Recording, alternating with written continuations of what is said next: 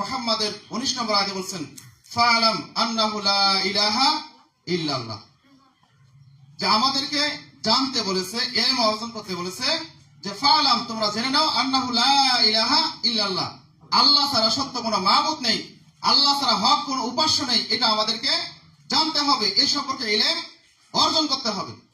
কিন্তু আজকে আমাদের সমাজের অধিকাংশ মানুষকে আপনি জিজ্ঞাসা করেন আল্লাহ সম্পর্কে ইলম তাদের সঠিক ইলম নাই। অনেকে বলবেন আল্লাহ কোথায় আছে, বলতে পারবে না। কেউ বলে আকাশে, কেউ বলে জমিনে, কেউ বলে মানুষ কি যত সৃষ্টি তত যত কল্লা তত আল্লাহ, মানে এক একজনে এক এক সৃষ্টি, মানে আল্লাহ কে এবং কোথায় আছে এটা সঠিকভাবে সমাজের মধ্যে নাই, সঠিক জ্ঞান সমাজের মধ্যে নাই। তবে আলহামদুলিল্লাহ আমাদের এই দারুল হাদিস সালাফিয়া মাদ্রাসা যদি একটা শিশু শ্রেণী বাচ্চাকে বলা হয় যে বলতো আল্লাহ কোথায় আছে, সে রেফারেন্স সহ বলবে যে কি আর রহমান, বলো তো দেখি আরেকটা, সবাই বলো আর রহমান। আলহামদুলিল্লাহ একটা ছোট বাচ্চা সেও আরেকটা জানে, সূরা তাহার 20 নম্বর আয়াতে আল্লাহ তাআলা বলেছেন আর রহমান, আল্লাহ হচ্ছেন তিনি, দয়াময় হচ্ছেন তিনি, যিনি আরশে ইস্তাওয়া, কোথায় আছেন, আরশে আজিমে আছেন। সম্মানিত উপস্থিতি, তো যাই হোক সময় সংকীর্ণতার কারণে শুধু বলতে চাবো যে হাদিসটা আমি পাঠ করলাম সেটা বলি। হাদিসটা আবু হুরায়রা থেকে বর্ণিত, তিনি বলেন রাসূল সাল্লাল্লাহু আলাইহি ওয়াসাল্লাম বলেছেন কোন মানুষ মারা গেলে তার সমস্ত আমল কি হয়ে যায়, বন্ধ হয়ে যায়, ইল্লা মিন সালাসা, তবে তিনটা আমলের দরজা তার খোলা থাকে, তিনটা আমল তার করার সুযোগ থাকে। তিনের এক ইল্লা মিন সাদাকাতিন জারিয়া, এক নম্বরে হচ্ছে সাদকা জারিয়া, প্রবাহমান দান, যে দানটা চলমান। যেমন মসজিদ কেউ যদি তৈরি করে দেয় তাহলে মসজিদটা যতদিন টিকে থাকবে, এখানে যত লোক সালাত আদায় করবে ততদিন পর্যন্ত যে মসজিদটা তৈরি করেছে তার আমল নামায় সব পৌঁছতে থাকবে, যদিও সে মারা যায়, যদিও সে মারা যায়। সুবহানাল্লাহ। তো এই জন্য অথবা কোন একটা মাদ্রাসা তৈরি করে গেছে, যতদিন পর্যন্ত মাদ্রাসা টিকে থাকবে, মসজিদের ক্ষেত্রে যতদিন মসজিদ টিকে থাকবে, যতদিন মানুষ সালাত আদায় করবে ততদিনের নেকিটা থাকবে। কিন্তু মাদ্রাসার ক্ষেত্রে মসজিদের চাইতেও বেশি নেকি। কেমন?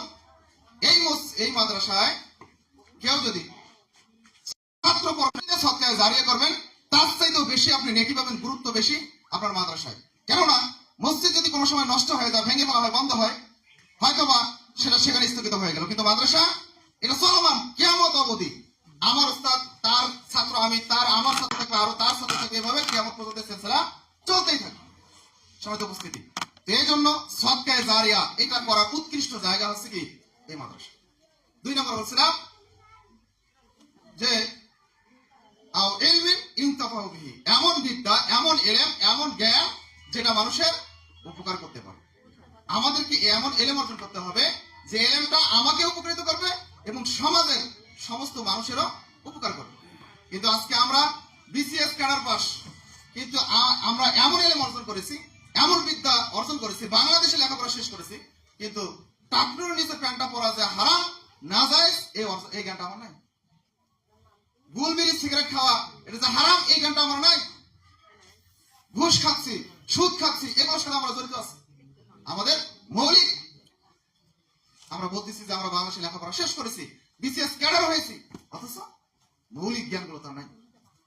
তো আল্লাহ রাসূল সাল্লাল্লাহু আলাইহি ওয়াসাল্লাম বললেন যে এমন ইলম, যে ইলম সে অর্জন করার পর ইলম তার নিজেকে উপকৃত করে, সমাজের মানুষকে ইলমের দ্বারা উপকৃত করে, এমন ইলম অর্জন করতে হবে।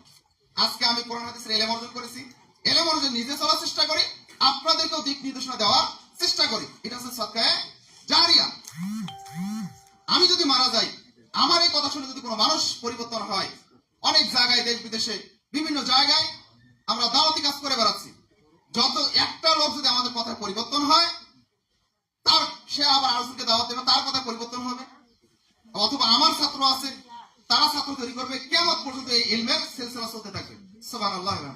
আমি যদিও মারা যাই, কিন্তু আমার এই ইলম থেকে সওয়াবটা আমি কি পেতেই থাকবো। সুবহানাল্লাহ।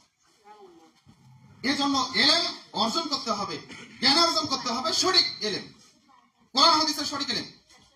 3 নম্বর বিষয় হচ্ছে বলছিলাম যে এমন সন্তান যে তার পিতামাতার জন্য দোয়া করে। কিন্তু আমরা এমন সন্তান তৈরি করি যে পিতামাতার জন্য বদদোয়া করে। এই যে কিছুক্ষণ আগেই আমাদের সভাপতি মহোদয় আলোচনা করলেন যে সন্তানের হাতে পিতা খুন, সন্তানের হাতে মা খুন, ভাইয়ের হাতে বোন খুন, ভাইয়ের হাতে আরেক ভাই আহত, চোখ তুলে ফেলেছে, এই যে ইউটিউবে কিছুদিন আগে আপনারা দেখেন ফেসবুকে, জমির কারণে এক ভাই আরেক ভাইয়ের চোখ উপড়ে ফেলেছে। সমিত উপস্থিতি, তো বলছিলাম এমন সন্তান তৈরি করতে হবে যে সন্তান মারা যাওয়ার পরে আমার কাজে দেবে। সূরা ফুরকানের মধ্যে আল্লাহ তাআলা বলছেন যে কিছু কুসন্তান রয়েছে, যেগুলো খারাপ সন্তান, যেগুলোকে সুসন্তান তৈরি করতে পারেনি, এই সন্তানরা কাল কিয়ামতের মাঠে তাদেরকে যখন জাহান্নামে দেওয়া হবে, সে বলবে আল্লাহ আগে আমার পিতাকে উপস্থিত করো, আগে আমার মাকে উপস্থিত করো।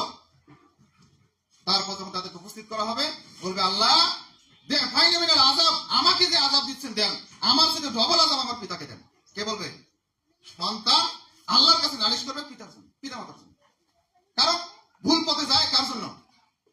হাদিসে আছে না, আল্লাহ তাআলা প্রত্যেকটা আদম সন্তানকে ইসলামের ফিতরতের উপরে জন্মগ্রহণ করায়, কিন্তু পিতামাতা তাকে খ্রিস্টান বানায়, পিতামাতা তাকে ইহুদি বানায়, পিতামাতা তাকে অমুসলিম বানায়, পিতামাতা তাকে গান বাজনায় নিয়ে যায়, পিতামাতা তাকে দুনিয়াদের দিকে নিয়ে যায়, সব দিকে যাওয়ার একমাত্র কারণ আছে কি? পিতামাতা। এই জন্য পিতামাতা যদি সচেতন হয়, পিতামাতা যদি সঠিকভাবে চলায়, ওই সন্তানটা সঠিক পথে চলবে ইনশাআল্লাহ। যেহেতু আমার সময় সংক্ষিপ্ত করা হয়েছে, 10 মিনিট সময় দেওয়া হয়েছে, সময় শেষ, তো আমি বলতে চাবো সর্বশেষ যে আপনার সন্তানটাকে আপনি মানুষের মতো মানুষ করবেন। আপনার সন্তানটা যাতে দিনের পথে চলতে পারে, আপনার সন্তানটা যাতে 5 ওয়াক্ত নামাজ পড়ে, এরকম সন্তান আপনাকে তৈরি করতে হবে। যদি করতে না পারে, তাহলে আপনার সন্তান নেওয়ার প্রয়োজন নেই, আপনার বিবাহ করার দরকার নেই। আমি বিভিন্ন জায়গায় গিয়ে এই কথাটা বলি, যদি আপনি সন্তানের দায়িত্ব নিতে না পারেন, তাহলে আপনার বিবাহ করার প্রয়োজন নাই, আপনি অবিবাহিত বসে থাকেন। অবিবাহিত থাকাও ভালো যদি আপনি দায়িত্ব নিয়ে পালন করতে না পারেন। আল্লাহ তাআলা কি বলছেন? তার রাসূলের মাধ্যমে জানিয়েছেন, কুল্লুকুম রাঈন ওয়া কুল্লুকুম মাসউলুন আন রাইয়াতিহি, তোমাদের প্রত্যেকেই দায়িত্বশীল, কাল কিয়ামতের মাঠে তোমাদের দায়িত্ব সম্পর্কে তোমাদের জিজ্ঞেস করা হবে। সমিত উপস্থিতি, যাই হোক আমি আমার আলোচনা সংক্ষিপ্ত করতেছি। যতটুকু আলোচনা করলাম আপনারা বুঝে আমল করার চেষ্টা করবেন, সন্তানকে সুসন্তান করার চেষ্টা করবেন, সঠিক এলেম দেওয়ার চেষ্টা করবেন, এবং দান সাদাকা দেখে শুনে করবেন। এবং যে মাদ্রাসায় যেখানে দান করলে আজীবন দান পাবেন, সবে নেকি পাবেন, সে জায়গায় দান করবেন।